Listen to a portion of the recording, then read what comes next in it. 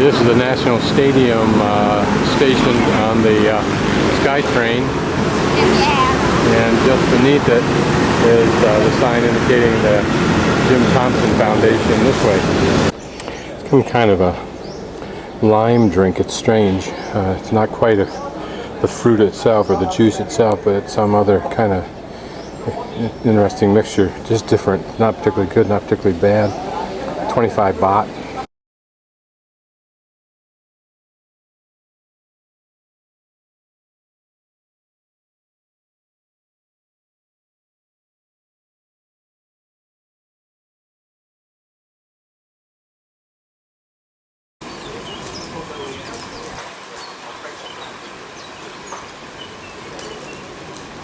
This is the outside of the Jim Thompson House. Famous as he was for reviving and commercializing what was a cottage industry in the manufacture and production of silk. He combined 4 or 6 traditional houses, a couple as old as 2 centuries at the time, into his one home. I've just finished a little tour of the Jim Thompson House, and in the restaurant found some soda water, very nice and cold. That's just about all I need. It's starting to get warm outside, deadly hot when you're in the outdoor restaurants, particularly when they are doing all the cooking in those restaurants. As soon as you get outside, oftentimes there's a little bit of a breeze. We can only shoot from the outside, not the inside, although we can shoot from the outside into the inside. The houses in Thai were built on these posts, and the folks lived on the upper stories in anticipation of the flood seasons, which used to plague this area. I don't know if it still does or not. Here's some truly fascinating plants. Strange. Look like they were manufactured, but notice how apparently the little flowerings are these little thingies right here.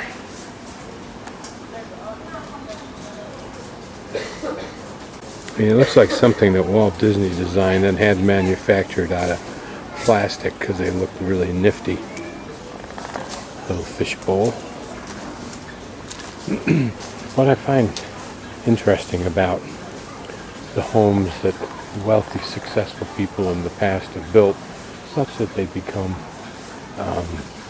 monuments, if you will, and museums, is that not only are they a reflection of their times, perhaps, because these are authentic houses, but also they reflect the mindset of the person, the ambience of the lifestyle they chose for themselves. Jim Thompson was an American who came here as an OSS agent, precursors of the CIA,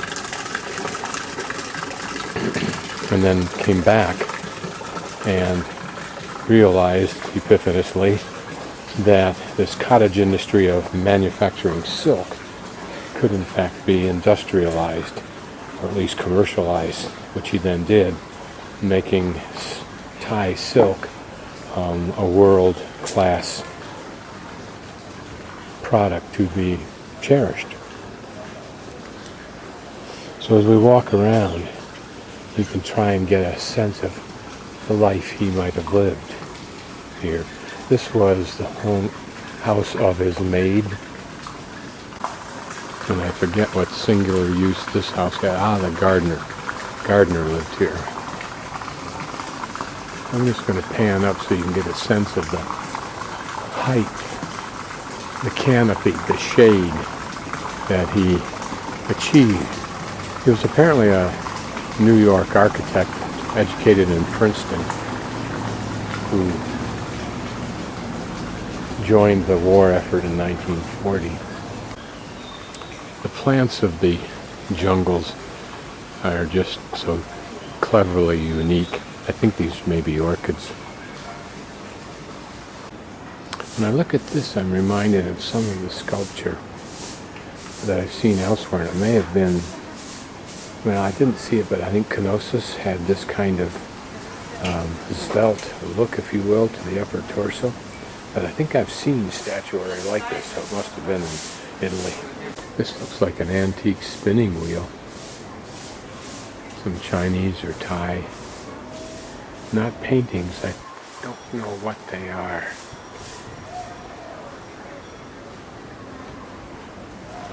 One of the unique things is that he positioned his home here alongside this klong. You can see through there, and if a boat comes flying through, we'll get a better sense of it, or a canal. And right across here was the Ban Krun, which I may go see if I can get to. I think I can see that walkway there, which is where the Muslims made the silk. Apparently it was primarily Muslim artisans. And there's one remaining that still makes silk on a teak loom. And this was the entrance here, which would have come right off of the canal, very much like Venice. In fact, I believe I read somewhere that this was called, at one time, either this or Ayutthaya, the Venice of Asia or something like that. Apparently this red coloring is a traditional red of old buildings. While we can't go inside, one of the things I noticed was the warmth of teak, the comfortableness of it, if you will, when you're on the interior. This may give you a sense of that warmth I was talking about. This house is composed, I think, of 6 ancient buildings, or very old, some 2 centuries old. This was the living room area. The house is filled with paintings like the one we see here, and other artifacts. An entire room filled with very beautiful ceramics, Chinese ceramics that he collected. There we can see a ceramic that was created for the European market as opposed to other ceramics which were apparently created for local markets. The underside of the house, which had its own ambience, at least except in flood times. Some of these are artifacts that he actually collected, I believe. Some coming from Europe, many from China, many antiques. It's interesting to notice the carving here that will go unnoticed by most. This is on the little entryway covering, if you will, from the canal. And apparently every day he would walk across the canal, presumably on a bridge, to give instructions for production that day in the factories on that side. They weren't really factories, but the facilities for manufacturing over there.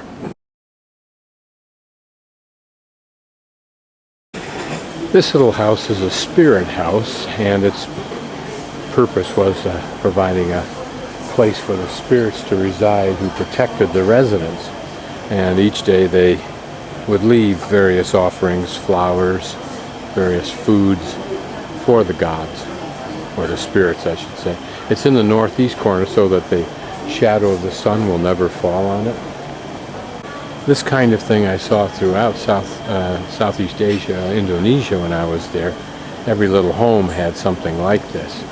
They're heavily steeped in their religion and the traditions. That religion seemingly bridging from traditional religion into more folksy religions, perhaps even animism. I'm speaking loosely on that one. What I find interesting about the Spirit House is that when I was in Prague, in one of the great cathedral castles, there was a church of St. George. And that church also had a little house, and I've seen them several times in the churches there. I wonder if it serves the same purpose by analogy. Lovely carved doors. This was the entrance hallway into the home. That's how you gained access to the upstairs. These are dried flower decorations, of which you see a number here.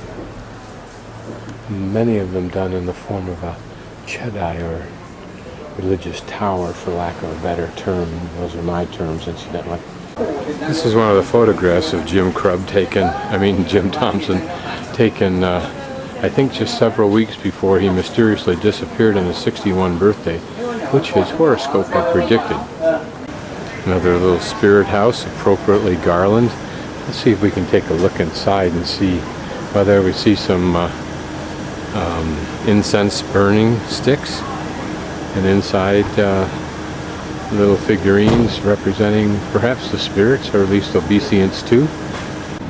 So here we are nearby Racha V Pier, and if my research that I recall is somewhat accurate, I can take this klong back into the center of Bangkok and then pick up another conveyance that'll take me back over to for my hostels. But in the meantime, let's go in search of that Bangkok silk manufacturing facility. Now beside me on the left is Jim Thompson's house. So somewhere across here he would go and work with his production facilities. And somewhere right in there, just should be not more than 4 or 5 houses back, if I can get back there, is where I'm going. It's interesting to imagine if you could buy a property here or rent a home or something for a period of time, what it'd be like to live on the canal. What's interesting is I don't see private boats here, at least not so far. Here comes one of the canal cruisers. It's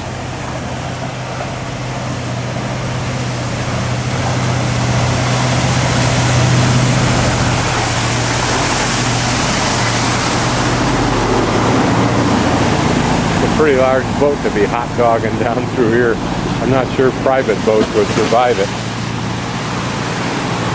Here's what looks like the walkway that I saw in the Lonely Planet book. So if that's correct, I should be able to come down, and if I can work my way back behind there somewhere, I might be able to find it.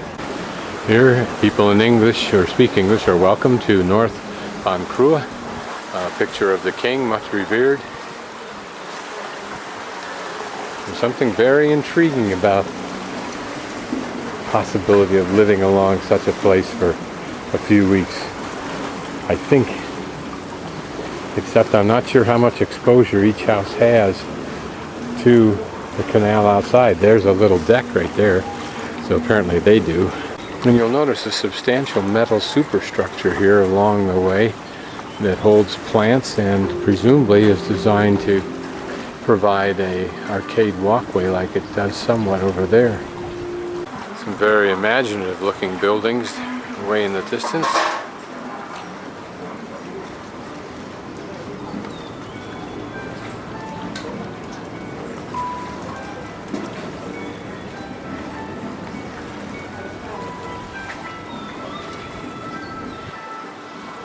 Reflective of the Chedai, and I'm sure I'm not pronouncing that correctly, but the religious structures that we'll see, particularly as these next several days unfold.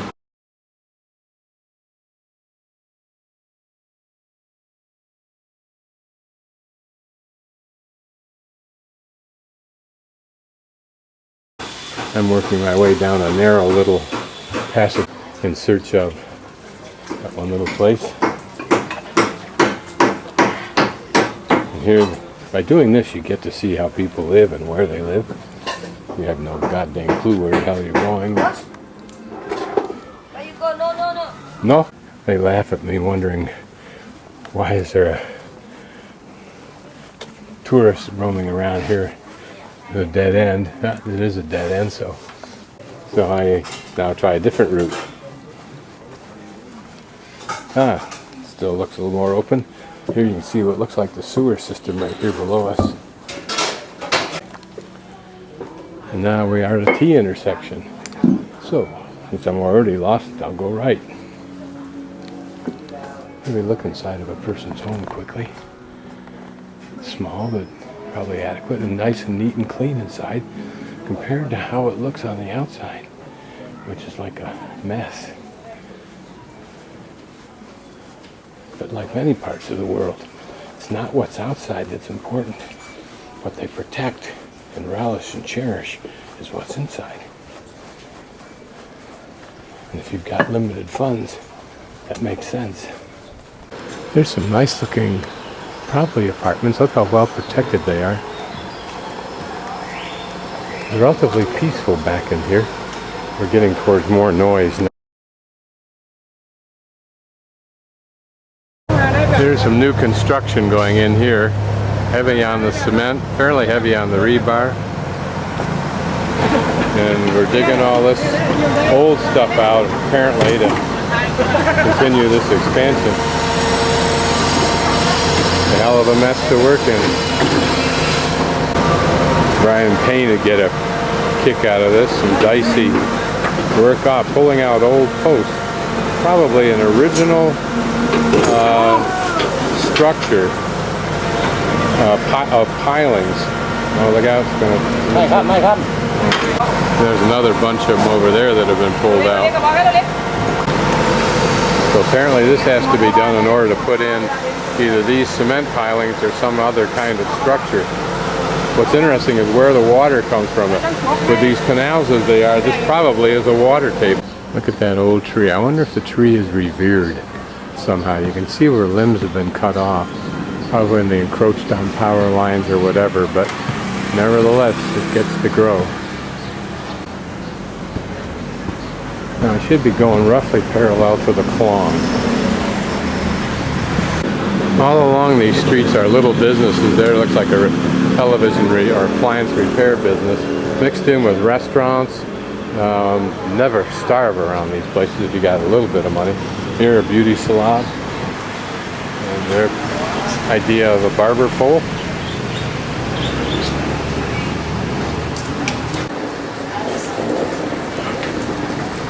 Different than what we would expect for ourselves, but it works here. And if you know where to get stuff, you can find anything and everything you need.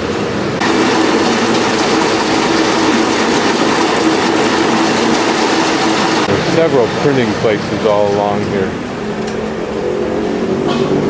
How they dole out the business is an interesting question. How this economy works.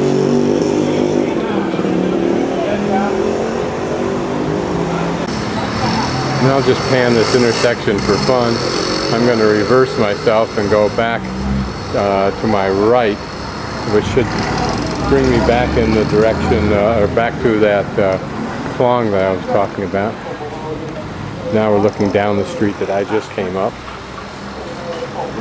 But this just gives you a little sense of what it's like to be in the actual interior of Bangkok as opposed to in the tourist sections. People here are very friendly. They laugh when something's funny, and everything can be funny. I'm about as much of a contradiction in this place as a pig in a beauty parlor or a fashion show, which may be all too accurate. Remember, as long as you can see one of these, you can't be lost. Okay, now we're going to go down through another little street market, which there are many. Look at the roots of this tree, and the roots of others. Things that are wrapping around it.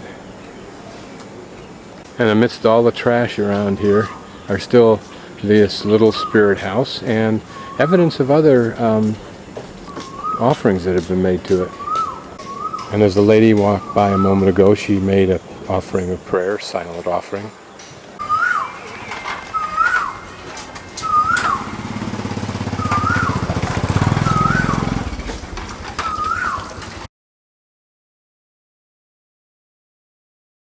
Only here. Only here, no fit. No, okay. No, there. No problem. They do not want me to take their face because much money. Me? No. So this is some kind of game. So you shake the dice in the bowl and flip them over, and that will tell you something.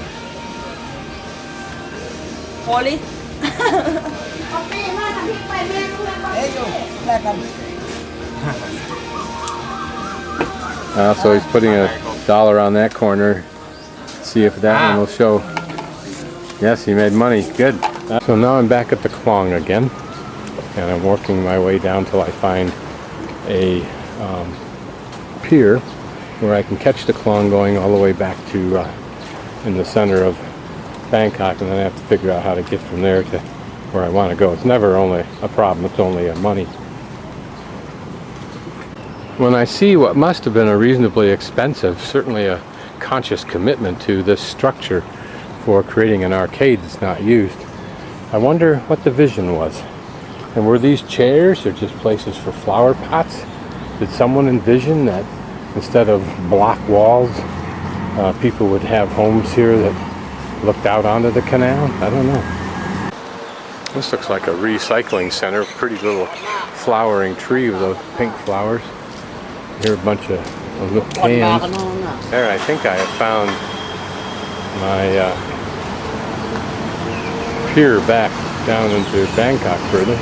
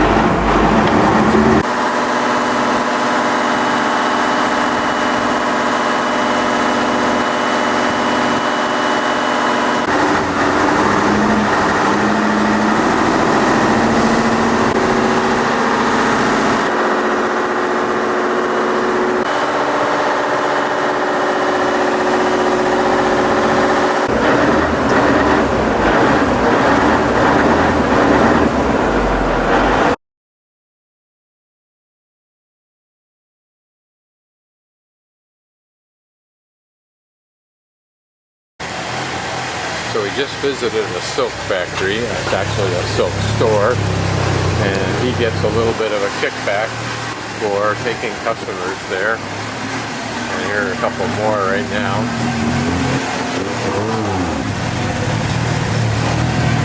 Now he has asked me to go to a tap store, which is a place where apparently I can get railroad tickets, bus tickets, everything like that, but I don't have any idea when I'm going to go where, so I'm not buying that, but he gets a benefit from that.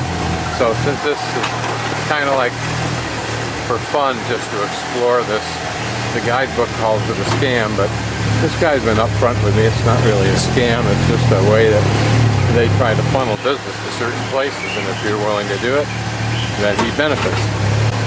For me, it's just a different kind of adventure. Not only that, I get to ride all over the place in a tuk-tuk pretty much for free. Well,